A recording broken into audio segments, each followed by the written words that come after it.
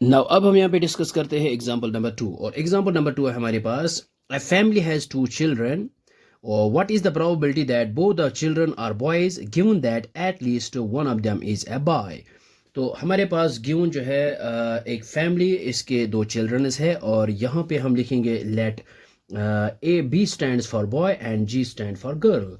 और इसके बाद हमने यहाँ पे कंडीशनल प्रोबेबिलिटी फाइंड आउट करनी है, यानी हमने यहाँ पे फाइंड आउट करना है probability of both the children are boys, लेकिन गिवन जो हमारे पास है at least one of them is a boy. तो सबसे पहले हम यहाँ पे लिखेंगे let B stands for boy and G stand for girl. So ये हमने यहाँ पे लिखा है let B stands for boy and G stands for girl.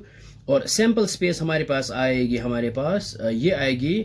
तो सबसे पहले हम चांसेस ये बन जाएंगे फर्स्ट भी बॉय है सेकंड भी बॉय, और या फिर फर्स्ट बॉय है सेकंड गर्ल है, या फिर फर्स्ट गर्ल है सेकंड बॉय, या फिर आएगा जी जी यानी फर्स्ट भी गर्ल सेकंड गर्ल। तो ये हमारे पास आएगी सैम्पल स्पेस। सो यहाँ पे हम क्या करेंगे, यहाँ पे एक इवेंट हम ये लेंगे, ये E be the event that both the children are boys, और एफ हम सेकंड इवेंट लेंगे जो गिवन है हमारे पास at least one of them is a boy.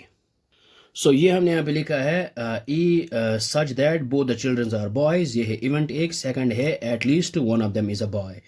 So E हमारे पास आएगा यहाँ पे both the children are boys, तो ये आएगा सैम्पल स्पेस में ये वाला बी कॉमा बी ये, और F is the event that at least one of them is a boy, so यहाँ पे आएगा ये बी जी, या आएगा गर्ल बॉय, या आएगा यहाँ पे बॉय बॉय बी बी।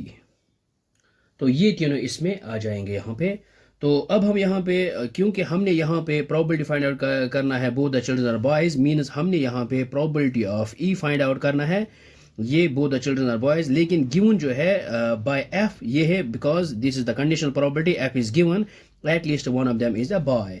तो इसके लिए हम यहाँ पे E intersection F find out करेंगे because we know that probability of E bye F which is equal probability of E intersection F divide by probability of F के equal आता है।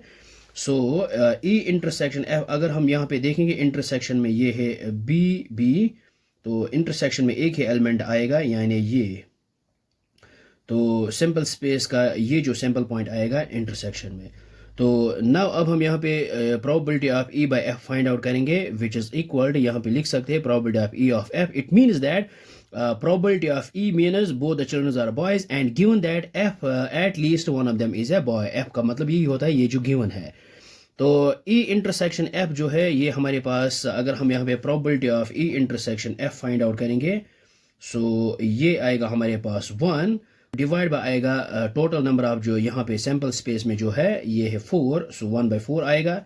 अगर हम यहाँ पे probability of E find out करेंगे, सो ये आएगा हमारे पास 1/4, और प्रोबेबिलिटी ऑफ एफ अगर हम फाइंड आउट करेंगे, सो ये आएगा हमारे पास, इसमें 3 एलिमेंट्स है, 3 सैम्पल पॉइंट्स है, ये आएगा 3/4। So probability of E intersection F हमारे पास है 1/4, और divide by probability of F जो है हमारे पास ये है 3/4। सो 4 and 4 गेट्स कैंसल आउट, सो हमारे पास आया है probability of E bye F which is equal to 1/3। so this is the required probability जो हमने यहाँ पे find out करना था। so I hope आपको ये समझ में आया होगा, ये बहुत ही आसान है। so thanks for watching this video।